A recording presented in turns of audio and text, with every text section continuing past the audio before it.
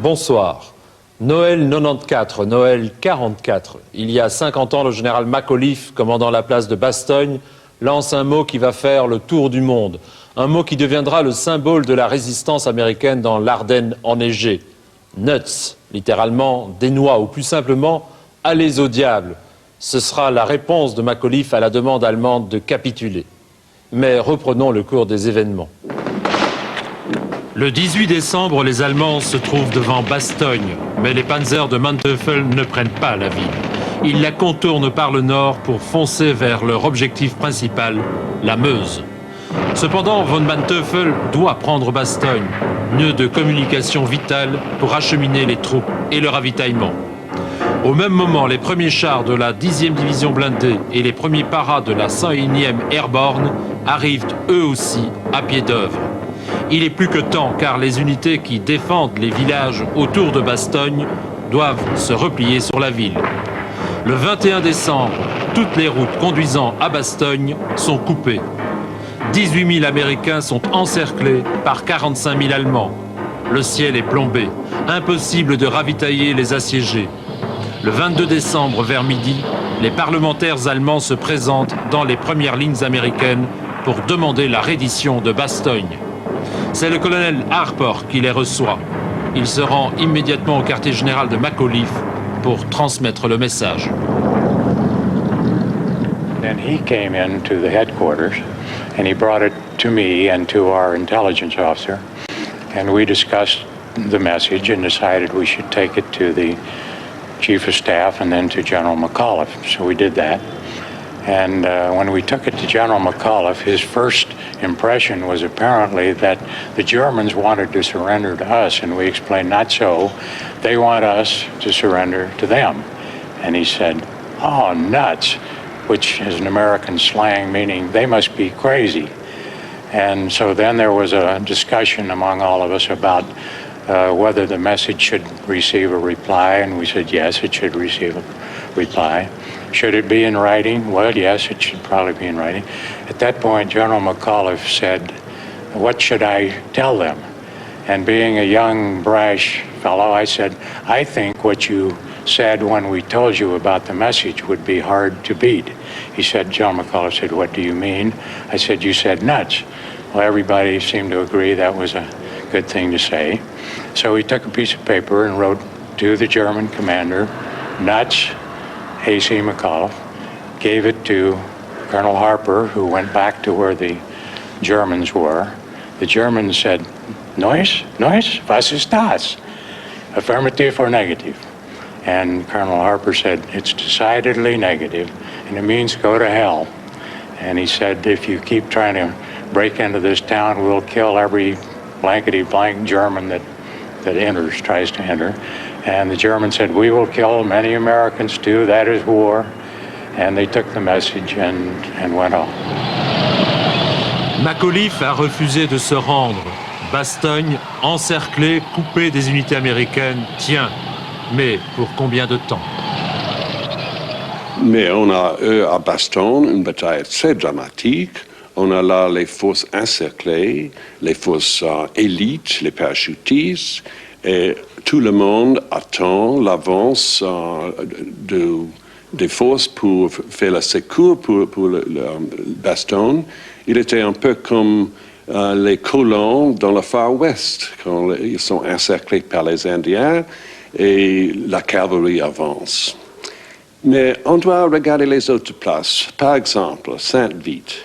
Il y a beaucoup de routes que les Américains ont empêché des Allemands d'utiliser pour 6 ou 8 jours peut-être.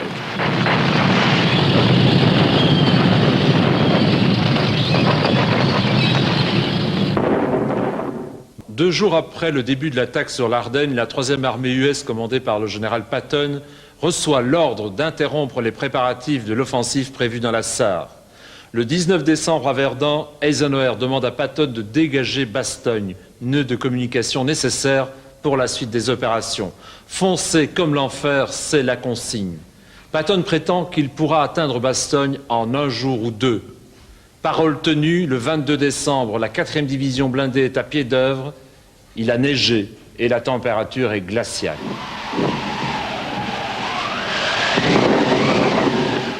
À 5 heures, on a stått upp et on a commencé à boucher. C'est de ça que c'est bouché dans cette. Avant de village, je vais là ni faire long. J'avais le village, j'étais un camarade. Je me bavais sur une union civile par là, dans le village. J'ai dit, c'est ça que votre béquille, de nom guerre. J'avais j'ai trouvé un Saint-Cy, un âge 40-45 ans, et un jeune fille de 19 ans.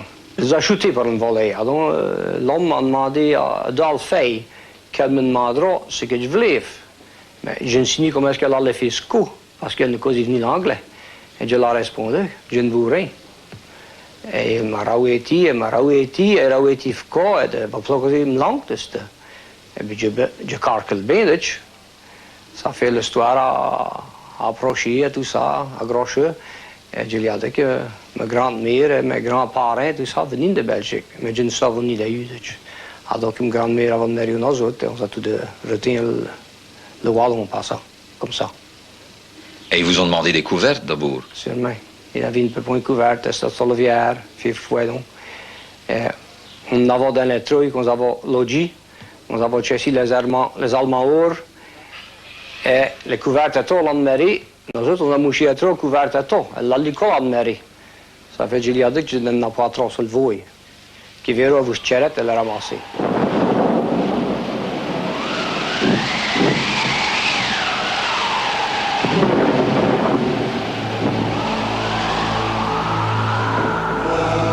Depuis le 21 décembre, toutes les routes qui conduisent à Bastogne sont coupées.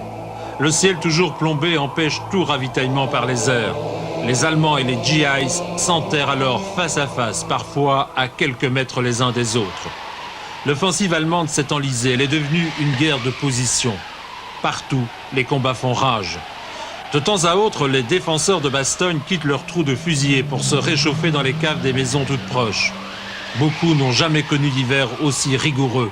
C'est le cas de Franck Ménard, originaire de Lafayette, en Louisiane. Il y avait plusieurs maisons sur la rue et nous avons été dans les caves pour la protection et la protection du froid. Et on allait là au repos. Et quand on arrivait là, il y avait il y avait du monde dans ces maisons là. Et j'ai parlé à plusieurs et ils ont parti et je les ai plus jamais revus. Et je me suis souvent demandé pourquoi. Et pour moi, j'ai toujours cru qu'ils avaient peur que les Allemands, en tout cas que les Allemands prenaient Bastogne, qu'ils ont été accusés de collaborer avec les Américains. Et les Allemands les auraient tués, certainement. Mais j'ai souvent pensé au papa de famille.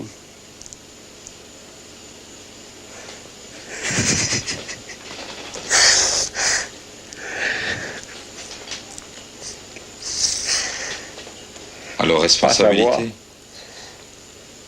Pas savoir quelle direction aller.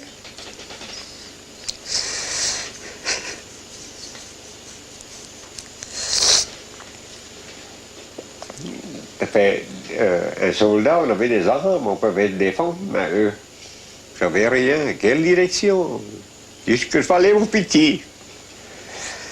C'est pas croyable. Il y avait des enfants dans les caves? Je me souviens de 2. Et je ne les ai plus jamais revus. Dans toute l'Ardenne, des groupes de civils errent à travers les campagnes enneigées, chassés par les combats. À Bastogne, beaucoup d'habitants n'ont pu être évacués.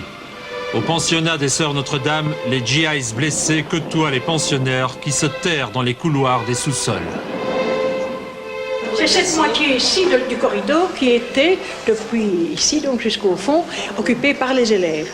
Environ ici, supposons, mettons 45 élèves. Et le reste des élèves étaient dans l'autre corridor perpendiculaire à celui-ci, avec la population. C'était l'ensemble des élèves du pensionnat qui étaient là ou bien beaucoup étaient rentrés dans leur famille? C'était simplement environ 70 élèves qui n'avaient pas su rejoindre leur famille parce que nous étions à ce moment-là, au moment où l'invasion est arrivée, nous avons été pris de court. Et les parents sont venus rechercher leurs élèves rapidement en voiture, par tous les moyens de locomotion. Et les élèves qui habitaient à l'ouest de Bastogne, ça allait bien. Mais toutes les internes qui se trouvaient à l'est, évidemment, celles-là étaient prisonnières. Elles étaient obligées de rester avec nous. Donc nous les avons mis dans les abris ici. Et après 2 ou 3 jours, les médecins américains sont venus nous demander la moitié du corridor pour les blessés américains. Et ils étaient là étendus dans la première partie du corridor sur des civières. Nous avons donné nos matelas pour les blessés américains. En premier lieu, donc nous n'avons plus pu nous asseoir que sur des chaises. Dans la position où nous sommes maintenant, 2 rangées faisant face à 2 autres rangées. Et comment dormiez-vous alors? Comme ça. Nous dormions comme ça. Allez, sur Marie-Joseph, nous allons faire. Voilà.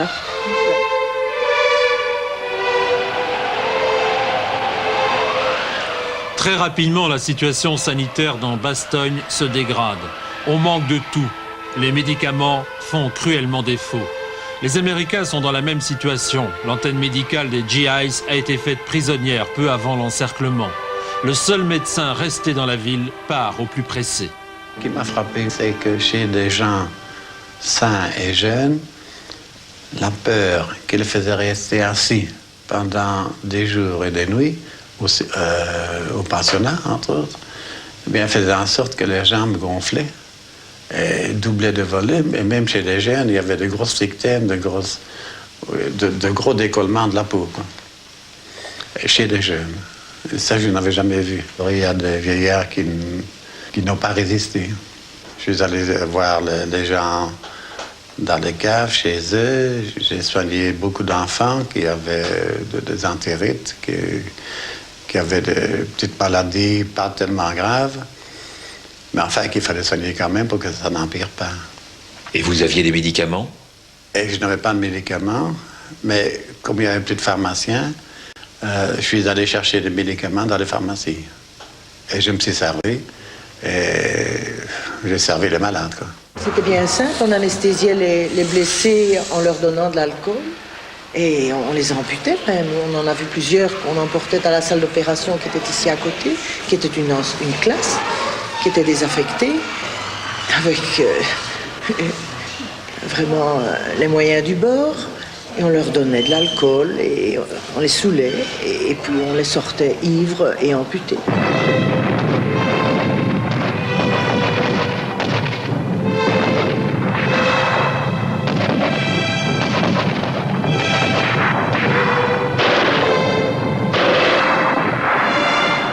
Enfin, c'était un véritable camp scout. Ici, on faisait des veillées scouts. On a fait veillée de Noël. Nous avons préparé des cadeaux pour chaque Américain. Chaque Américain blessé a reçu son cadeau. Les médecins ont reçu leur cadeau. Nous avons donné ce que nous pouvions. Il y a des maîtresses qui ont confectionné des petits objets. Mais pas dans l'abri. Si, mademoiselle Lebax avait confectionné des petits foulards. Et vous aviez peur, je veux dire, pendant les bombardements nocturnes ou... Oui, mais on était en groupe. On avait peur ensemble. Oui, tout s'écrasait ici autour de nous. On se retrouvait par terre. À la fin du bombardement, on se comptait, on se tâtait. On faisait l'appel après chaque bombardement. Parce que tout le monde était toujours vivant, parce que il faut bien penser, tout ceci n'était pas dans l'état où c'est maintenant. Et il y avait un professeur de gymnastique et un Américain, qu'elle a épousé d'ailleurs dans la suite, qui passait son temps à reclouer les planches après chaque bombardement. Les planches s'écroulaient sur les fenêtres. Et la fumée ici? La fumée, la poussière. Ah oui, mais enfin, c'était une poussière. Des loques imbibées d'eau, là. Ça remettait ça. Son mouchoir. Un mouchoir, un morceau de rideau. Vous avez découpé des rideaux.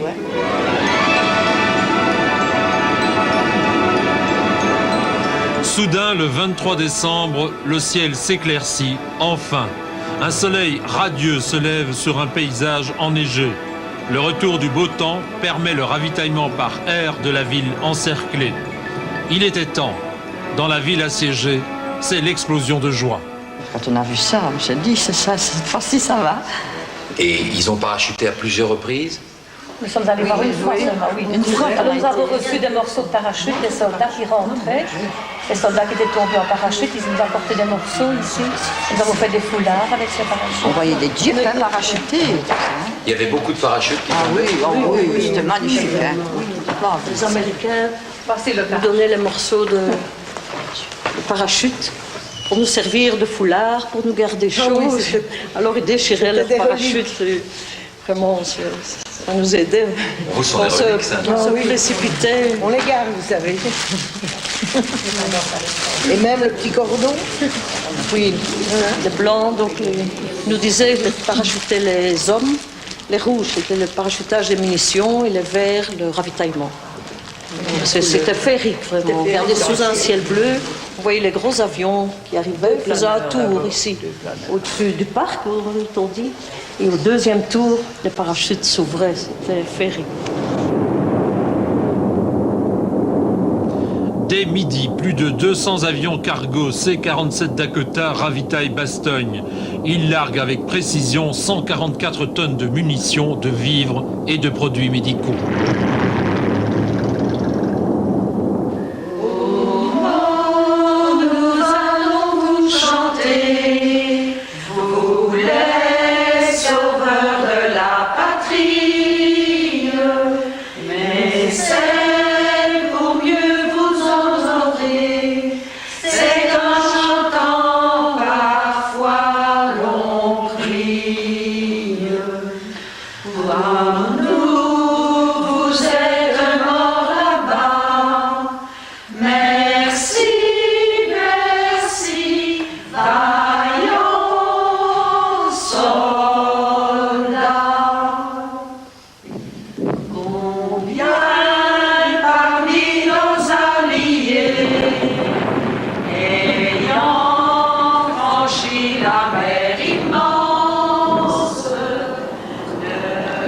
Pendant ce temps, les hommes de la 4e division blindée sont passés à l'attaque.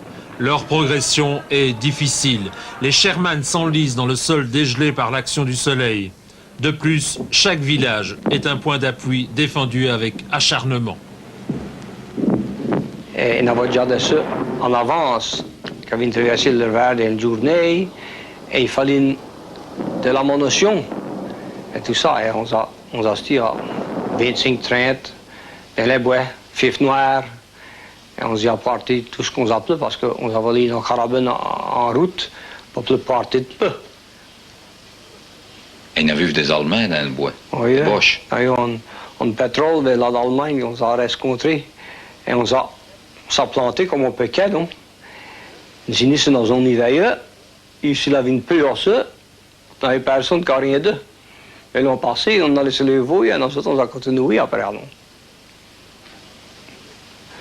On se tenait main à main pour en aller. Comme ça, on s'est perdu fini. Et c'est sur des montagnes pour faire des grands tiennes, là, tout ça. On avait comme des carrières vers ces là. Deuxième jour qu'on est revenu, on avait eu qu'on avait tiré sur une carrière comme ça, oui. C'est le premier, il va, on suit au retour parce qu'on se tenait pas main. Quand on est rentré de l'autre côté du rivière au matin, il y en avait 2 Allemands qui étaient une main à vous nous autres. C'est nous comment ça arrivé. Le 26 décembre, la pointe avancée tente une percée aux environs de Cibray-Assenois, au moment où des centaines d'avions cargo parachutent des ravitaillements sur Bastogne. Les GIs veulent profiter de cette démonstration de la puissance aérienne alliée pour foncer sur Bastogne. À 16h50, le premier char s'arrête à hauteur des tranchées de la 101e Airborne. Cependant, cette action n'est qu'un coup d'épingle dans un cercle de fer qui enserre la ville. We made contact, the first contact with an infantry outpost. And of course, as soon as we made contact, then we pushed right on in, you know. And it's your unit which broke through the siege? The 35th, yeah. You met the one under the 1st Airborne in their foxholes? They were in foxholes, they were dug in, and they didn't know who we were, and we didn't know who they were until after we got to talking, you know, and we knew we were had broken through to them, you know. The fighting around Bastogne afterwards was very hard, very fierce? Yes. It could flare up anywhere, you know. It was a sporadic thing. And you had pockets of resistance all scattered all over the place, you know, and it was very difficult to get them out of some places, you know. La première phase de la bataille de Bastogne est terminée. Dans son action, la 4e division blindée a perdu 1400 hommes. Le 27 décembre, dans l'après-midi, la Jeep du général Taylor, commandant la 101e Airborne, qui était aux USA lors du déclenchement de l'offensive, entre dans Bastogne. Taylor est le premier à congratuler McAuliffe.